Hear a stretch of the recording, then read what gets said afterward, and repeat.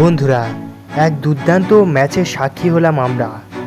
আবার রিঙ্কু সিংয়ের জাদুতে ম্যাচ জিতে গেল ভারতীয় দল। সবসময় তো রিঙ্কু সিং ব্যাট হাতে দুরন্ত পারফরমেন্স করে, তবে গতকাল বল হাতে ম্যাজিক দেখালো আমাদের সকলের প্রিয় রিঙ্কু সিং। হ্যাঁ বন্ধুরা, পরপর দুটি উইকেট নিয়ে রিঙ্কু সিং ভারতীয় দলকে ম্যাচে ফিরতে সাহায্য করেছিল এবং তারপর ভারতীয় দল ম্যাচটি নিজের মুঠোতেও করে নিল এবং তার পাশাপাশি 3-0 শ্রীলঙ্কাকে দুর্দান্তভাবে হারিয়ে দিল ভারতীয় দল। আর এর সাথে সাথেই শুরু হয়ে গেল গৌতম গম্ভীরের এরা। হ্যাঁ বন্ধুরা, তোমরা সকলেই জানো Gautam Gambhir as a coach জেতাই ছিল প্রথম সিরিজ, আর এই সিরিজটিতে 3-0 জেতাটা সত্যিই অসাধারণ ছিল এবং শেষ ম্যাচটি জেতার পেছনে অনেকাংশেই দাবিদারি হয়ে উঠছে আমাদের প্রিয় রিঙ্কু সিং এবং তার পাশাপাশি অধিনায়ক সূর্যকুমার যাদব। দুজনে দুটি উইকেট নিয়ে ভারতীয় দলকে একেবারে জেতাতে সাহায্য করেছিল। তবে বন্ধুরা, ভারতীয় দল ম্যাচটি তো অবশ্যই জিতেছিল, তবে ম্যাচ শেষে রিঙ্কু সিংয়ের বোলিং নিয়ে সূর্যকুমার যাদব বড় বয়ান দিয়ে বসলো, আর তার পাশাপাশি গৌতম গম্ভীরও বেশ বড়সড় বক্তব্য দিল সূর্যকুমার এবং রিঙ্কু সিংয়ের বোলিং নিয়ে। বন্ধুরা, এই ভিডিওতে আমরা আগামীকালের ম্যাচটি সম্পর্কে আলোচনা করব এবং দেখে নেব যে সূর্যকুমার যাদব রিঙ্কু সিংয়ের ব্যাপারে কী বললো। তাই তোমরা ভিডিওটি শেষ পর্যন্ত দেখো এবং তোমরা যদি আমার চ্যানেলে নতুন হয়ে থাকো এবং ভবিষ্যতে ক্রিকেট রিলেটেড তথা ইন্ডিয়ান ক্রিকেটের সমস্ত নিউজ সবার আগে বাংলায় পেতে যাও, তাহলে চ্যানেলটিকে অবশ্যই করে দাও সাবস্ক্রাইব, এবং তোমরা যদি টিম ইন্ডিয়ার একজন ডাইহার্ড ফ্যান হয়ে থাকো তাহলে ভিডিওটিকে অবশ্যই করে দাও একটা লাইক। চলো ভিডিওতে আগে যাওয়া যাক। গতকালের ম্যাচটির কথা বলতে গেলে টসে জিতেছিল গতকাল শ্রীলঙ্কা এবং বোলিংয়ের সিদ্ধান্ত নিয়েছিল। একদিকে যেখানে ভারত পরপর আগের দুটি ম্যাচ জিতে গিয়েছিল এবং সিরিজটি জিতে নিয়েছিল, তাই এই ম্যাচটি খুব একটা গুরুত্বপূর্ণ ছিল না ভারতীয় দলের কাছে।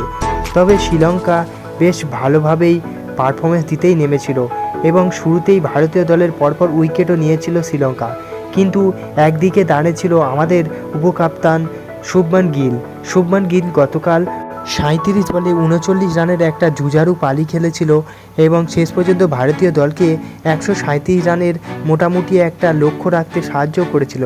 শুভমান গিলের পাশাপাশি গতকাল রিয়ান পারাগো 18 বলে 27 রানের একটা ভালো ইনিংস খেলেছিল। তবে বন্ধুরা, 137 রানটি ডিফেন্ড করতে গিয়ে ভারতীয় দলের শুরুটা একেবারেই জঘন্য হয়েছিল। ভারতীয় দল প্রথম 6 ওভারে তো কোনো উইকেট পায়নি এবং অঝরে রানও দিয়ে দিয়েছিল। কুশাল পারেরা এবং কুশাল মেন্ডিস গতকাল 46 এবং 41 রান করেছিল এবং 15 ওভার পর্যন্ত 108 রান করে ফেলেছিল শ্রীলঙ্কা, এবং তখন মনে হচ্ছিল ভারতীয় দল এই ম্যাচটি পুরোপুরিভাবে হারতে বসেছে।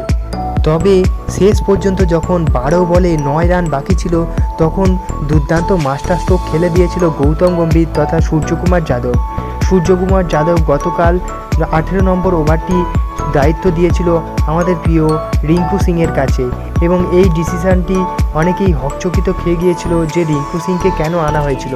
তবে তার যে এই ডিসিশানটি একেবারে সঠিক সেটা প্রমাণ করতে খুব একটা দেরি করেনি রিঙ্কু সিং। দ্বিতীয় বলেই সেট ব্যাটসম্যান কুশাল পারেরাকে 46 রানের মাথায় কট অ্যান্ড বোল্ড করে আউট করে দেন রিঙ্কু সিং, এবং এর পাশাপাশি ভারতীয় দলের জেতার আশাটাও অনেকটা তুলে আনে এই উইকেটের সাথে সাথেই। কিন্তু এখানেই থেমে থাকেনি রিঙ্কু সিং। তার ওভারের শেষ বলটিতে লং অফে আরও একটি দুর্দান্ত উইকেট পেয়ে গেছিল রিঙ্কু সিং। এরপর শেষ ওভারে যখন 6 বলে 6 রান বাকি ছিল, তখন অধিনায়ক সূর্যকুমার যাদব মাত্র 5 রান দিয়ে পরপর দুটি উইকেট নিয়ে ভারতীয় দলকে ম্যাচটিতে সুপার ওভারে পৌঁছে দিয়েছিল।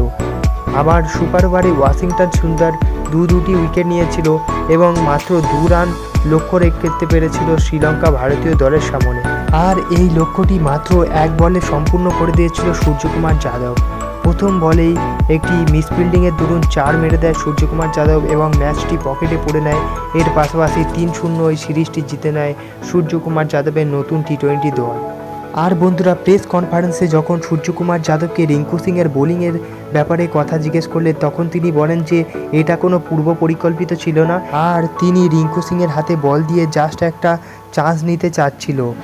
তবে তিনি আরও জানান যে ভবিষ্যতে যদি দরকার পড়ে তাহলে রিঙ্কু সিংকে অলরাউন্ডারের দায়িত্ব সামলাতে দেখা যেতে পারে এবং বোলিংটাকে তাকে আরও ভালো করার পরামর্শ দিয়েছেন সূর্যকুমার যাদব। বন্ধুরা, আজকের ভিডিও এই পর্যন্তই ছিল এবং দেখা হচ্ছে অন্য কোনো ভিডিওতে। ততক্ষণের জন্য বাই বাই।